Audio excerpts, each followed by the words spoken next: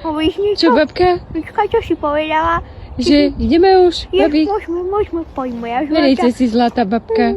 Ukážem ti, čo je ešte pochovať. No, Dobre, poukazuješ mi, porozprávaš mi? Áno, poď so mnou, poď to nech tu aj už neumrem.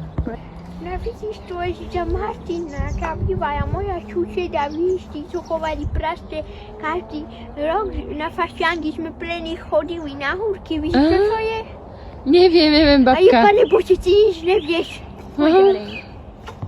Ježiš Mária, Jozef, Pálovi tu nemá kto žeminu vystuhať. Jaj, na tu je Ferku, na ten bol fešák, ja som sa mu dlho ľúbila, ale ja som mala svojho Jožka, ja som jeho ľúbila, ale bol to dobrý chlapec. A on sa potom oženil, babi? No áno, ale on sa potom oženil tam tú Martu, víš, čo mali tú mlíkáren, tam pri tom starom družstve, víš? Neviem, babka. Ale ty nič nevíš.